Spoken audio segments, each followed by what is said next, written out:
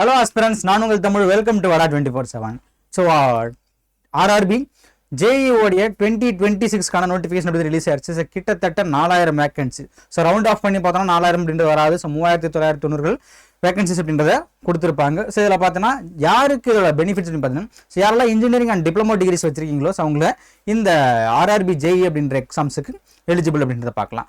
And ஆர்ஆர்பியில் பார்த்தீங்கன்னா அடுத்தடுத்த exams வரதுக்காகவும் இருக்கு. சரிங்களா? ஸோ ஆர்ஆர்பியோட ஜேஇ அப்படின்னு நம்ம பார்த்துட்டு இருக்கோம் இல்லையா? ஸோ ஜேஇ நெக்ஸ்ட் வரக்கூடியது என்டிபிசி வரலாம், ஏஎல்பி வரலாம். ஸோ இதெல்லாமே அடுத்தடுத்த நோட்டிஃபிகேஷன் வரும். அண்ட் ஆர்ஆர்பியில் அடிக்கடி நோட்டிஃபிகேஷன்ஸ் அப்படி ரிலீஸ் பண்ணிட்டே இருப்பாங்க.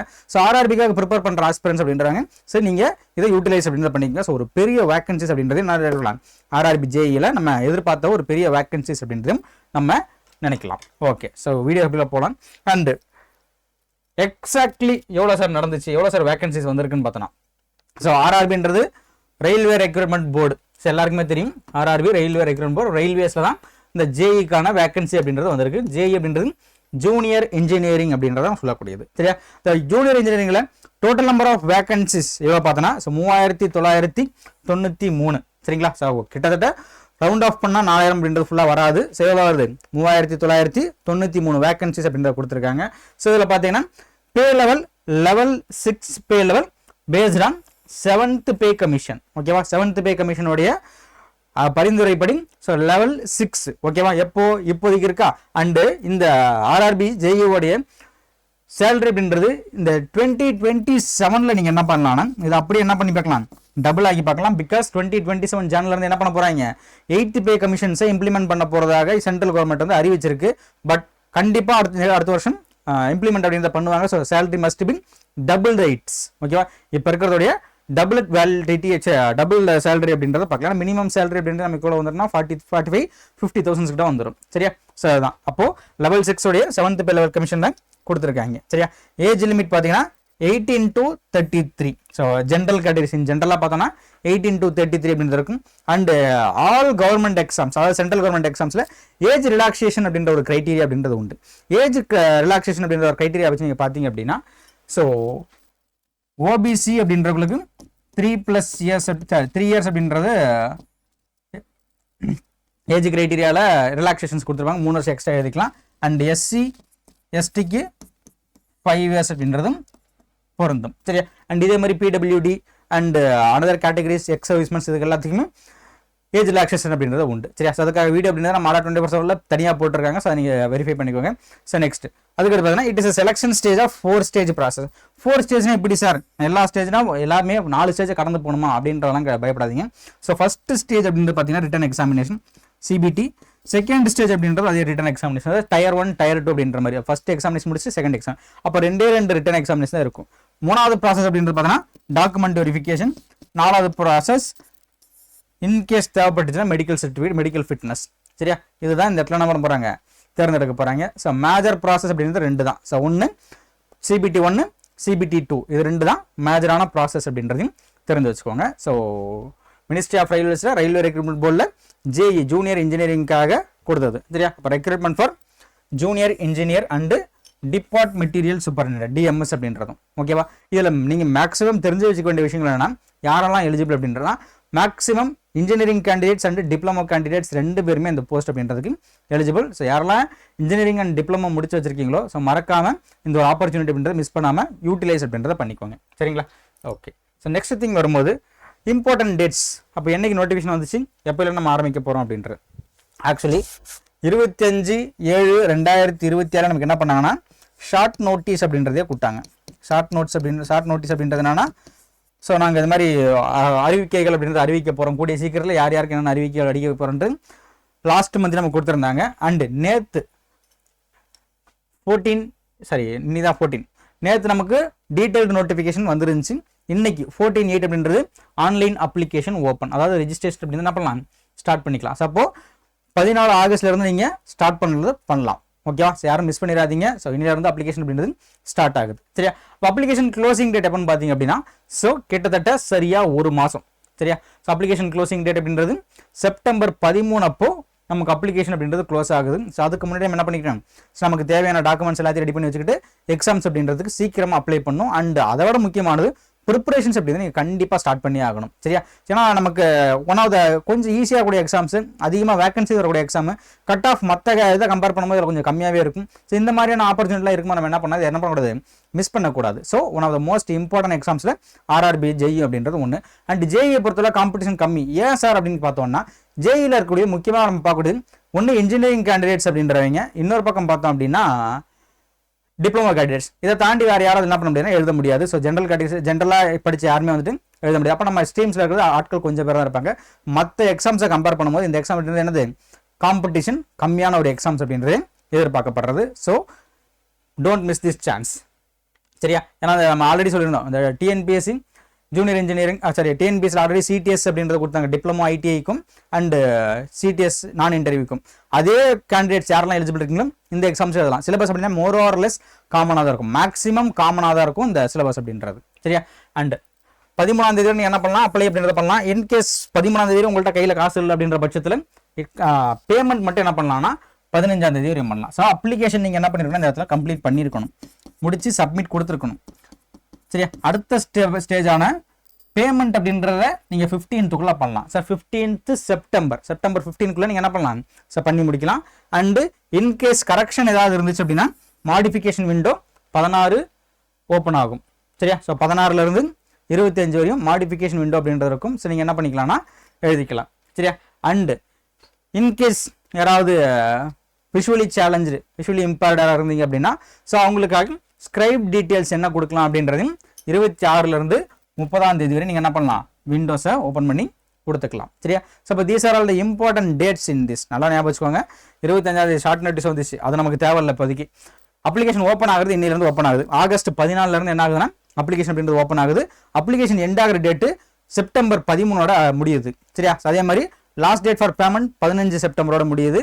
And last date for modification 25, 16லேருந்து 25 வரையும் மாடிஃபிகேஷன் பண்ணிக்கலாம். அண்ட் 26 அன்னையோட நமக்கு என்ன பண்ணுது, என்டையர் ப்ராசஸ் அப்படின்னு 26ல் விஷுவலி இம்பேர்ட் அப்படிங்களுக்கு ஸ்கிரைப் டீடைல்ஸ் மட்டும் ஆட் பண்ணிக்கலாம். சரியா? ஸோ இது ஒரு முக்கியமான தகவல் அப்படின்றத மறந்துடாதீங்க. சரி, ஓகே. நெக்ஸ்ட் நம்ம அடா 24/7ல் ஆர்ஆர்பி ஜேஇக்காகவே ஜூனியர் இன்ஜினியரிங், ஆர்ஆர்பி ஜூனியர் இன்ஜினியரிங்காகவே நம்ம அடா 24/7ல் சந்திப்பு அப்படின்ற பேட்சை கொண்டு வந்திருக்கும். இந்த சந்திப்பு பேட்சில் பார்த்தீங்கன்னா போத் ஜூனியர் இன்ஜினியரிங்கான CBT 1, CBT 2, ஸோ இதில் இருக்கக்கூடிய மெக்கானிக்கல், ட்ரிபிள் இ, சிவில், இந்த மூணுத்துக்குமே நம்ம கோச்சிங்ஸ் பண்ணி கொடுத்துட்டு இருக்கோம். ஸோ இன் டெப்த் டெக்னிக்கல்லையும் சரி அண்ட் இன் டேஸ் தேவைப்பட்டு நான் டெக்னிக்கலையும் சரி நம்ம என்ன பண்ணுறோம், நம்ம கோச்சிங்ஸ் அப்படின்றத கொடுத்து வந்துட்டு இருக்கோம். ஸோ சந்திப்பு for RRB junior engineering. So இப்போ இண்டிபெண்டன்ஸ் சேல் போயிட்டு, அதாவது இன்னைக்கு நாளைக்குள்ள வாங்கக்கூடிய கேண்டிடேட்ஸ் அப்படிங்களுக்கு ஸோ 3799ல் நீங்கள் ஆஃபரோட பெற்றுக்கலாம். ஸோ முக்கியமாக இந்த YT103 கோட் யூஸ் பண்ணீங்கன்னா இந்த 3799 ரூபாய் இருக்கு இல்லையா, இதுல இருந்து உங்களுக்கு சம் பெர்சன்டேஜ் ஆஃப் ஆஃபர் அப்படின்றது கிடைக்கும். So use the code YT103. So அப்போ சந்திப்பு அப்படின்றது ஃபார் ஆர்ஆர்பி ஜூனியர் இன்ஜினியரிங்கானது. ஸோ இது இல்லாமல் we have a signal batch. Signal அப்படின்றது எதுக்காக அப்படின்னா ஆர்ஆர்பி ஃபவுண்டேஷன். அப்போ ஆர்ஆர்பியில் வரக்கூடிய எல்லா எக்ஸாம்ஸ், அதாவது NTPC, ALP, junior engineering, group D, so இந்த போகிற எல்லா எக்ஸாம்ஸுக்கும் வச்சுக்கிறதா சந்திப்பு சிக்னல் அப்படின்ற பேட்ச் அப்படின்றத ஆர்ஆர்பி ஃபவுண்டேஷனுக்காக வச்சுட்டு இருக்கோம். So utilize this. சரிங்களா? ஸோ இப்போ நீங்கள் வாங்கினீங்கன்னா ஆஃபரோட வாங்கிக்கலாம். சரி, ஓகே. அடுத்த ப்ராசஸ் அப்படின்னு பார்க்கலாம். இப்போ எஜுகேஷன் குவாலிஃபிகேஷன் என்னென்ன குவாலிஃபிகேஷன் இருக்கணும் சார் இந்த எக்ஸாம்ஸ் அப்படின்றத எழுதலாம் அப்படின்னு பார்த்தீங்கன்னா, so first civil and allied engineering. சரியா? அப்போ என்ன பண்ணணும், civil engineering, any combination of civil engineering streams. ஓகேவா? சிவில் இன்ஜினியரிங் சம்பந்தப்பட்ட stream for civil engineering, civil and structural engineering, civil and design engineering, so இந்த மாதிரிலாம் இருக்கு இல்லையா. ஸோ இவங்க எல்லாமே என்னது இந்த இடத்துல எலிஜிபிள். ஓகேவா? கிளியர்? ஓகே. ஸோ அதுக்கடுத்து பாருங்க எலக்ட்ரிக்கல் அண்ட் அலைடு இன்ஜினியரிங். அப்போ electrical engineering sir triple E, so any combination with electrical engineering. அப்போ ட்ரிபிள் இ அப்படின்றவங்க இதுக்கு என்னது எலிஜிபிள். அண்டு எலக்ட்ரானிக்ஸ் ECE அப்படின்றவங்க என்ன பண்ணுறது எலிஜிபிள். ஓகேவா? And mechanical engineering. புரியுதா? அப்போது 4 இன்ஜினியரிங் அப்படின்ற என்ன பண்ணலாம் அதுக்கு எலிஜிபிள் அப்படின்ற ஒரு விஷயத்தை மறந்துடாதீங்க. ஸோ யாரெல்லாம் அந்த குவாலிஃபிகேஷன்ஸ் வச்சிருக்கீங்களோ ஸோ மறக்காமல் யூட்டிலைஸ் பண்ணிக்கோங்க. யாருமே என்ன பண்ணாதீங்க, மிஸ் பண்ணிடாதீங்க. ஓகேவா? அண்ட் மெக்கானிக்கலை பொறுத்தவரை not only for mechanical production, automobile engineering, manufacturing, mechatronics and industrial engineering முடிச்சவங்க, machine engineering, tool and die making engineering முடிச்சவங்களும் இந்த ஸ்ட்ரீம்ஸில் யாரெல்லாம் முடிச்சிருக்கீங்களோ மெக்கானிக்கல் சம்மந்தப்பட்ட எல்லா விஷயங்களுக்கும் நீங்களும் எலிஜிபிள் தான். So don't miss this chance. And எலக்ட்ரானிக்லேயும் அதே மாதிரி தான் ECE, computer science and computer science IT. ஓகேவா? ஸோ இதெல்லாம் முடிச்சிருந்தீங்கன்னா you are eligible for this post. So மறந்துடாதீங்க, மிஸ் பண்ணிடாதீங்க. அண்ட் நம்ம முக்கியம் பார்க்குறோம்னா செலக்ஷன் ப்ராசஸ் அப்படின்றதான் பார்க்க வந்தோம். இப்போ செலக்ஷன் ப்ராசஸ் நம்ம முன்னாடி சொன்னோம் 4 ஸ்டேஜ் சொன்னோம் இல்லையா? இல்லை ரிட்டன் எக்ஸாமினேஷன் ஸ்டேஜ் அப்படின்றது 2 தான். ஸோ ஒன்று CBT 1 stage 1, it is a common exam screening test. முதல் ஸ்டேஜில் நான் எலிஜிபிள் தானா அப்படின்னு சொல்லிட்டு முடிவு பண்ணுறதா என்ன பண்ணுறேன்னா ஸ்டேஜ் 1 அப்படின்றத கண்டக்ட் பண்ணுறேன். சரியா? ஸோ இதில் வந்து கிட்டத்தட்ட 100 கொஸ்டின்ஸ் அப்படின்றத கொடுத்துருக்கோம். ஸோ கிட்டத்தட்ட 1.5 மணி நேரம் நமக்கு டைம் கொடுப்பாங்க. புரியுதா? ஸ்டேஜ் 1ல். சரியா? அதுக்கடுத்து பார்த்தீங்கன்னா CBT ஸ்டேஜ் 2. ஸ்டேஜ் 2ல் 150 கொஸ்டின்ஸ் இருக்கும், 120 மினிட்ஸ் அப்படின்னு கொடுத்துருப்பாங்க. சரியா? ஒன்ஸ் யூ கம்ப்ளீட்டட் ஸ்டேஜ் 1, நீங்கள் முடிச்சு அதை பாஸ் பண்ணி உங்களுக்கு ரிசல்ட் வந்துருச்சுன்னா you are eligible for the next stage, stage 2 அப்படின்றது போவீங்க. இது ரெண்டுத்துலையுமே அப்போ ஸ்டேஜ் 2ல் இருக்கக்கூடிய மார்க் வச்சு தான் மெரிட் அப்படின்றத ஃபைனல் லிஸ்ட் பண்ணுவாங்க. இப்போ ஸ்டேஜ் 2ல் மெரிட் பேஸ்ட் அப்படின்ற ஒன்று ஷார்ட் லிஸ்ட் பண்ணுவாங்க. நீங்கள் மெரிட் பேஸ்டுக்கு ஷார்ட் லிஸ்ட் ஆகிட்டீங்க அப்படின்னா you are move towards the document verification. அப்போ ஒரிஜினல் சர்டிஃபிகேட்ஸ் வச்சு நம்ம என்ன பண்ணுவாங்க, டாக்குமெண்ட் அப்படின்றத வெரிஃபை பண்ணுவாங்க. வெரிஃபை பண்ணி முடிச்சதுக்கு அப்புறமா தான் நம்ம வேலை கொடுக்கலாமா வேணாமல் முடிவு பண்ணுறது. சரியா? அப்போ என்ன பண்ணணும், எக்ஸாமுக்கு அப்ளை பண்ணும்போது இருக்கக்கூடிய எல்லா விஷயங்களும் எல்லா டாக்குமெண்ட்ஸும் கரெக்டானதாக மட்டுமே கொடுக்கணும். புரியுதா? அப்போ எக்ஸாமுக்கு முன்னாடி அவங்க கேட்கக்கூடிய டாக்குமெண்ட்ஸ் எல்லாத்தையும் நம்ம என்ன பண்ணிருக்கணும், எடுத்து ரெடியாக வச்சிருக்கணும். ஸோ என்கிட்ட இல்லையா என்ன பண்ணுறாங்கன்னு யோசிக்கக்கூடாது. ஸோ என்ன பண்ணணும், முன்னாடியே பண்ணால் மட்டும்தான் பாசிபிள், இல்லைனா சீட்டிங்கிற பேரில் கொடுக்க மாட்டாங்க. ஸோ அதுக்கடுத்து கடைசியாக மெடிக்கல் எக்ஸாமினேஷன். சரியா? So standard A3 B1 C1 அது ஒன்றும் கிடையாது. ஸோ மெடிக்கல் எக்ஸாமினேஷன் ஒரு சில போஸ்ட்டுக்கு மட்டும் தான் கொடுத்துருப்பாங்க. ஸோ ஒன்றும் ப்ராப்ளம் கிடையாது. சரிங்களா? ஓகே. அப்போ முக்கியமான சப்ஜெக்ட்ஸ் என்னென்ன சப்ஜெக்ட்ஸ் சார்? அப்போது ஸ்டேஜ் 1 CBT ஃபஸ்ட்டு எனக்கு எக்ஸாம்ஸ் அப்படின்றது என்னென்ன சப்ஜெக்ட்ஸ் சார் கொடுக்க போகிறாங்க அப்படின்ற மாதிரி உங்களுக்கு வந்துச்சுன்னா ஸோ பாருங்கள், மொத்தம் 4 சப்ஜெக்ட் அப்படின்றது இம்பார்ட்டன்ட். 1 மேத்தமேட்டிக்ஸ் பேசிக், இது வந்து காமன் சிலபஸ். ஸோ இதில் வந்துட்டு ஸ்ட்ரீம் பேஸ்ட் ஏதாவது வருமானு கேட்டால் கண்டிப்பாக கிடையாது. அதாவது நம்ம சொன்னோம் இல்லையா, civil, mech, EEE, ECE, computer science, இது பேஸ் பண்ணி ஏதாவது வருமானு கேட்டால் கண்டிப்பாக கிடையாது. நல்லா நோட் பண்ணுங்கள். இப்போ மேத்தமேட்டிக்ஸ் அப்படின்றது என்னன்னா ஆப்டிடியூடு, வேறு ஒன்றும் கிடையாது. ஓகேவா? So number of question 30 mark. அப்போ ஒரு கொஷினுக்கு 1 மார்க்கு. சரியா? Next general intelligence and reasoning 25 question 25 mark. General awareness 15 question 15 mark. General science முக்கியமான ஒன்று 30 கொஷின் 30 மார்க். ஆக மொத்தம் 100 கொஷின் 100 மார்க். சரிங்களா? ஸோ இதுதான் இதில் முக்கியமானது. இப்போ முக்கியமான சிலபஸ் எடுத்து பார்த்தோம்னா முக்கியமாக படிக்க வேண்டியது number system, algebra, geometry, trigonometry, mensuration, time and work, time and distancing, interest and profit loss. சரியா? ரீசனிங்கில் சேம் அதே மாதிரி தான். Analogy, number series, coding, decoding, venn diagram, data interpretation அப்படின்றது முக்கியமானது. அண்ட் ஜென்ரல் அவேர்னஸில் மேக்ஸிமம் கரண்ட் அஃபேர்ஸ் பேஸ் பண்ணி தான் கேட்பாங்க. அந்த current affairs history, geography, political science and economics இதை பேஸ் பண்ணி தான் ஜென்ரல் அவேர்னஸ் அப்படின்னு கேட்பாங்க. இல்லை ஸ்டாட்டிக் ஜிகேல இருந்து கொஸ்டின்ஸ் அப்படின்றது வரலாம். ஓகேவா? நெக்ஸ்ட் இதில் முக்கியமாக பார்த்தீங்கன்னா ஸ்டாட்டிக் ஜிகே தாண்டி ஸ்போர்ட்ஸ் ரிலேட்டடான கொஸ்டின்ஸ் அப்படின்னு நம்ம அதிகமாக என்ன பார்க்கலாம், எதிர்பார்க்கலாம். சரியா? அண்ட் ஜென்ரல் சயின்ஸை பொறுத்தளவில் physics, chemistry, life science up to 10th standard CBSE level. சரியா? NCERT லெவல் புக்கு தான் நமக்கு இதில் முக்கியமானது. சரியா? ஸோ மேக்ஸிமம் கண்டென்ட் எல்லாம் சேமாக தான் இருக்கும், யூட்டிலைஸ் பண்ணிங்க. மினிமம் குவாலிஃபைங் மார்க் அப்படின்றது for SC 30%, unreserved general category அப்படின்றது 40%, OBCக்கு 30%, அதாவது நான் கிரீமி லேயருக்கு 30%, STக்கு 25% அப்படின்றது. ஓகேவா? Next second stage. Once you cleared first stage என்ன பண்ணலாம், செகண்ட் ஸ்டேஜுக்கு என்டர் ஆகிடுங்க. அப்படி செகண்ட் ஸ்டேஜ் தான் என்னென்ன கொஸ்டின் இருக்கு பாருங்க. Same general awareness 15 question, physics and chemistry 15 question, basics of computer and application 10 question, basics of environment and pollution control 10 question, technical abilities 100 question. சரியா? அந்த டெக்னிக்கல் கொஸ்டின் சொன்னலையா, டெக்னிக்கல் பேப்பர், அதாவது இப்போ நம்ம முன்னாடி சொன்ன ஸ்ட்ரீம்ஸ் எல்லாமே. அப்போ என்ன இருக்கு, சிவில், எலக்ட்ரிக்கல், எலக்ட்ரானிக்ஸ், மெக்கானிக்கல். சரி, இதெல்லாம் தான் இங்கே கொடுத்துட்டு இருக்கக்கூடிய டெக்னிக்கல் எபிலிட்டிஸ் 100 கொஸ்டின். ஓகேவா? 100 கொஸ்டினுக்கும் 100 மார்க் அப்படின்றது. ஸோ இப்போ நெகட்டிவ் மார்க்கிங் 1/3 என்ன பண்ணுங்க, ஒரு கொஸ்டினுக்கு 1 மார்க்கு, 3 கொஸ்டின் தப்புனீங்கன்னா 1 மார்க் போயிடும். அதான் 1/3 அப்படின்றது. சரியா? So minimum qualifying mark so check பண்ணிக்கோங்க. சரிங்களா? ஓகே. ஸோ இதோட நமக்கு இந்த இது வந்து முடியுது. அப்போது இதுக்கப்புறமா தான் டாக்குமெண்ட் வெரிஃபிகேஷன் அப்படின்ற ப்ராசஸ். டாக்குமெண்ட் வெரிஃபிகேஷன் அப்படின்றது பெரிய பிரச்சனை இல்லை. நம்ம கொடுத்த எல்லாமே கரெக்டாக கொடுத்துருக்கமான்றதான் டாக்குமெண்ட் வெரிஃபிகேஷனில் கொடுக்க போகிறாங்க. சரியா? ஸோ அதே மாதிரி லாஸ்ட்டாக பார்த்தோம் அப்படின்னா கடைசி எடுத்துக்கிட்டோன்னா மெடிக்கல் ஃபிட்னஸ் தான் பார்ப்பாங்க. சரியா? ஸோ அது மேக்ஸிமம் நம்ம உடம்புல எந்த பிரச்சனையும் இல்லை அப்படின்ற ஒரு சர்டிஃபிகேட் கொடுத்தாலே போதுமானது. இங்கே ஓடணும், அங்கே ஓடணும், இவ்வளோ வரணும், ஃபிசிக்கல் டெஸ்ட் அப்படின்னா எதுவுமே கிடையாது. So just medical examination, medical examination அப்படின்றது கரெக்டாக கொடுத்துருந்தாலே போதுமானது இந்த RRB JEE-யோட. இப்போ RRB JEE-க்கு யாரெல்லாம் எலிஜிபிளாக இருக்கீங்களோ ஸோ மறக்காமல் யூட்டிலைஸ் பண்ணிட்டு சீக்கிரமாக வேலையை வாங்கிட்டு நீங்கள் எதாவது பார்த்து பயன்பெறணும். நம்ம அடா 24 ஆல்ரெடி சொல்லிட்டு இருந்தோம். ஆர்ஆர்பி ஜேஇக்காகவும் ஆர்ஆர்பிக்காகவுமே நம்மக்கிட்ட பேட்சஸ் அப்படின்றது இருக்குது. சரிங்களா? ஸோ இதில் பார்த்தீங்கன்னா ஆல் கோர்சஸ் அப்படின்றத போயிடுங்க. ஆல் கோர்சஸ் கிளிக் பண்ணுங்கள். ஸ்டேட் எக்ஸாம்ஸ் அப்படின்றத கிளிக் பண்ணிங்கன்னா தமிழ்நாடுன்றதுக்கும் அப்போ தமிழ்நாடு கிளிக் பண்ணி ரயில்வே தமிழ் அப்படின்றதுக்கு போனீங்கன்னா ஸோ நமக்கான பேட்சஸ் அப்படின்றது கிடைக்கும். நம்ம ஆல்ரெடி சொல்லியிருந்தோம் சிக்னல் பேட்ச் அப்படின்றது ஃபவுண்டேஷன் பேட்ச். சரியா? ஸோ எல்லாமே உங்களுக்கு இதில் கிடைக்கும். சரியா?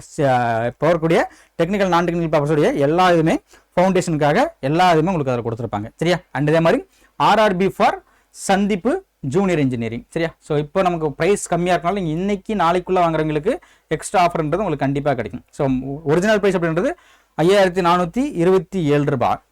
இதில் நீங்கள் மோர் ஆஃபர்ஸ் போயிட்டு இங்கே கூப்பன் கோடில் YT103 கோடு போட்டிங்கன்னா 3690க்கு உங்களுக்கு இந்த ப்ரைஸ் அப்படின்றது கிடைக்கும். ஸோ மறந்துடாமல் யூஸ் தி கோட் YT103. ஓகேவா?